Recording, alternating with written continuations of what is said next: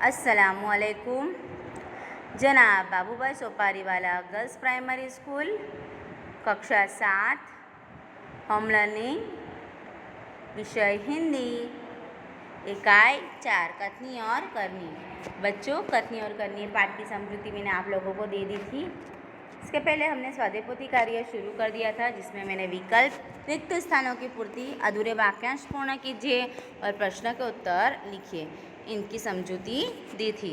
आज हम देखेंगे स्वाध्यायपोथी कार्य में प्रश्न के उत्तर लिखिए, जो बड़े बड़े हमारे सवाल जवाब है, मुद्दासर उत्तर है जिसके, वो देखेंगे और मुहावरों के अर्थ लिखकर वाक्य प्रयोग कीजिए।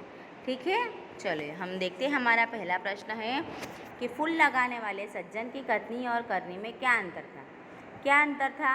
तो फूल लगाने वाला सज्जन क्या था, उसने एक पार्क में एक तख्ती लगा दी थी, बराबर, और उसमें लिखा था कि फूल तोड़ना मना है, क्योंकि उसने वहाँ पर फूल लगाए थे, पौधे लगाए थे। उसे ऐसा लगा कि वहाँ से आने जाने वाले लोग उस फूल को तोड़ लेंगे, तो उसने तख्ती लगा दी। अब आने जाने वाले लोग तख्ती को पढ़ते थे, लेकिन उस सूचना जो लिखी थी उसके कारण वे कभी फूल नहीं तोड़ते थे। लेकिन एक बार क्या हुआ कि सुबह जब लोग वहाँ पर पार्क में आए तो उन्होंने देखा कि जो सज्जन ने तख्ती लगाई थी वही फूल तोड़ रहा है। तो जिस काम को मना किया था सज्जन ने करने से, उसी ने वह काम किया है। और वो अपनी शर्म मिटाने के लिए क्या बोलने लगे कि मैं फूल तो किसके लिए ले जा रहा हूँ, पूजा के लिए। और यह क्या हुआ, उनकी कथनी और करनी में अंतर हुआ, बराबर। चलिए हम देखते हैं प्रश्नों का उत्तर। कि फूल लगाने वाले सज्जन ने पार्क में एक तख्ती टांग दी थी, उस पर लिखा था कि फूल तोड़ना मना है। वहाँ से आने जाने वाले लोग तख्ती को पढ़ते, तख्ती पर लिखी गई सूचना के कारण वे फूल नहीं तोड़ते थे। एक दिन सुबह लोगों ने तख्ती लगाने वाले सज्जन को ही पार्क में फूल तोड़ते हुए देखा। जिस काम को करने से उन्होंने दूसरों को मना किया था, उसे वे स्वयं ही कर रहे थे। इस प्रकार उन सज्जन की कथनी और करनी में बड़ा अंतर था। दूसरा प्रश्न है कि बस कंडक्टर के व्यवहार में उसकी कथनी और करनी का भेद किस प्रकार प्रकट हुआ। क्या हुआ था, बस में एक यात्री था जो यात्रा करने के समय बीड़ी जलाकर पीने लगा।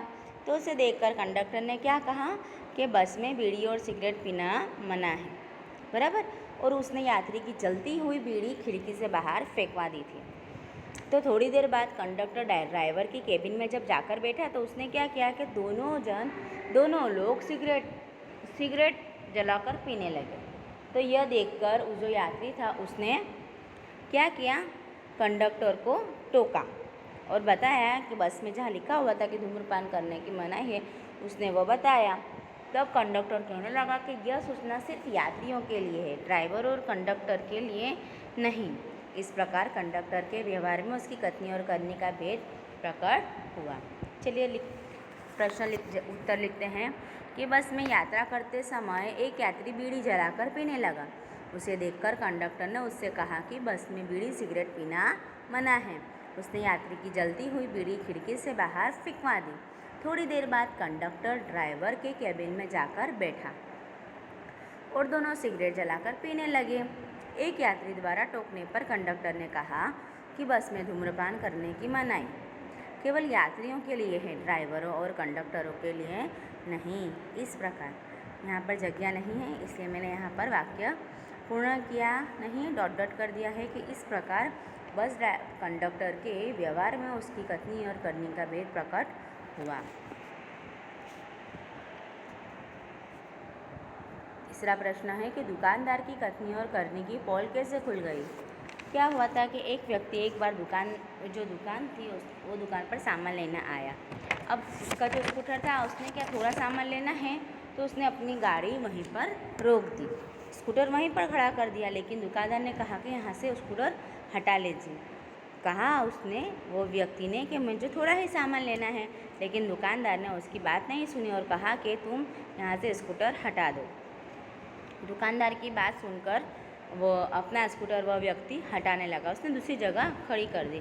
इतने में दुकानदार का बेटा आया और उसने अपना स्कूटर दुकान के सामने सड़क पर ही खड़ा कर दिया, परंतु दुकानदार ने उसे मना नहीं किया।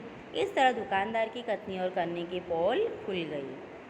अब प्रश्न का उत्तर देखेंगे बच्चों हम कि एक व्यक्ति एक दुकान से कुछ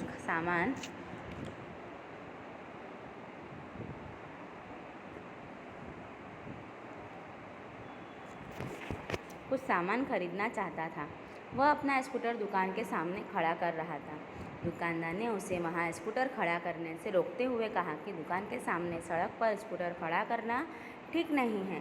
दुकानदार की बात मानकर उसने अपना स्कूटर दूसरी जगह खड़ा कर दिया। इतने में दुकानदार का बेटा आया। उसने अपना स्कूटर दुकान के सामने सड़क पर ही खड़ा किया, परंतु दुकानदार ने उसे मना नहीं किया। इस प्रकार दुकानदार की कथनी और करनी के पोल खुल गई। चलिए, किराएदार को शर्मिंदा क्यों होना पड़ा? किराएदार को क्यों शर्मिंदा होना पड़ा कि एक बार किराएदार के घर पे एक मित्र आया था और उसी समय कौन आ गया? मकान मालिक, जो अपना 4 महीने का किराया लेने आया था। जो किराएदार का 4 महीने का किराया बाकी था, वो मकान मालिक लेने आया था।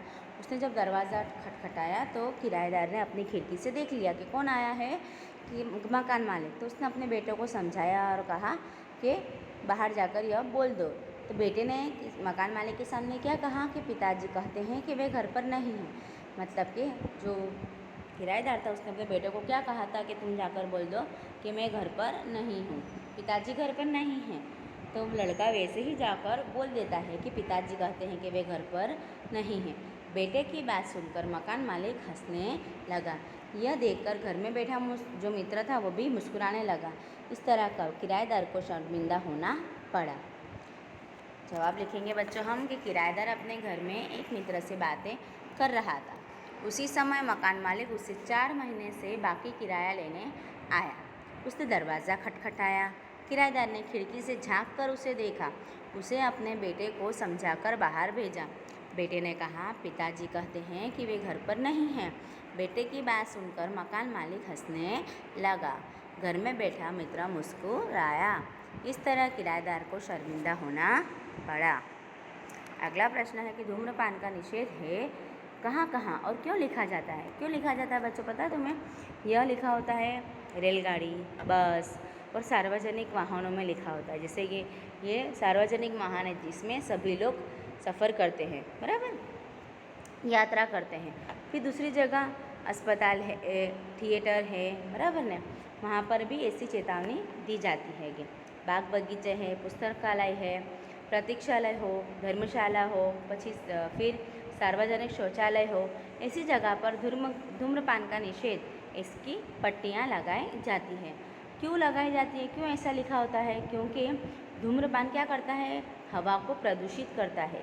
और ये प्रदूषित जो हवा है ये हमारे सांस लेने ये प्रदूषित जो हवा वायु हम सांस लें तो हमारी छाती और फेफड़े की कई बीमारियां इससे हो सकती है। इसलिए धूम्रपान का निषेध है, यह लिखा होता है। चलिए देखते हैं कि धूम्रपान का निषेध है ऐसा बसों और रेलगाड़ियों जैसे सार्वजनिक वाहनों में लिखा होता है।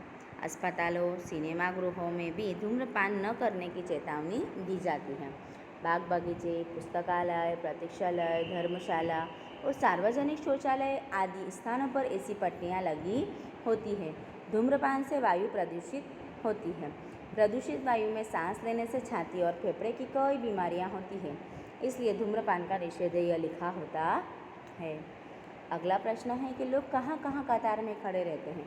आप लोगों को तो पता है बच्चों, कहाँ कहाँ खड़े होते हैं?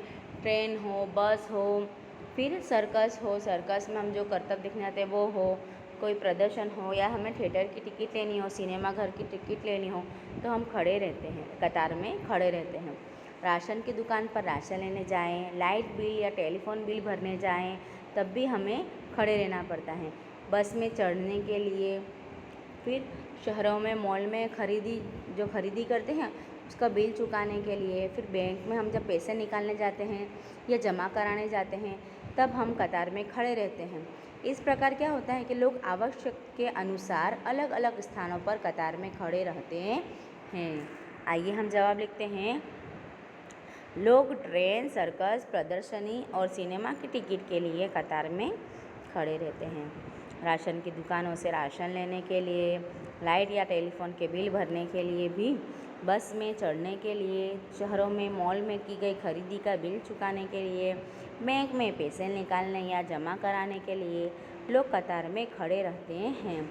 इस प्रकार लोग आवश्यकता के अनुसार अलग अलग स्थानों पर कतार में खड़े रहते हैं। अगला प्रश्न है हमारा कि निम्नलिखित मुहावरों का अर्थ लिखकर वाक्य में प्रयोग कीजिए। हमारा मुहावरा क्या है? गुणों की खान, यानी कि बहुत गुणी। गुणों की खान बहुत गुणी। इसका वाक्य क्या होगा बच्चों? कि आप तो सचमुच गुणों की खान हैं। क्या है? आप तो सचमुच गुणों की खान हैं। दूसरा, पानी पानी हो जाना बहुत लज्जित होना। पानी पानी हो जाना बहुत लज्जित होना, यानी कि शर्मिंदा होना। अपना झूठ पकड़ा गया तब लड़का पानी पानी हो गया। झूठ पकड़ाने पर क्या होता है? सामने वाला व्यक्ति जिसका झूठ पकड़ाया हो वो शर्मिंदा हो जाता है, पानी पानी हो जाता है। ठीक है बच्चों, यहाँ पर हमारी आज की वीडियो समाप्त होती है। आप लोगों को इन दोनों प्रश्नों को अपनी स्वदेपोथी में अच्छे अक्षर से एक बार लिखना है। Thank you.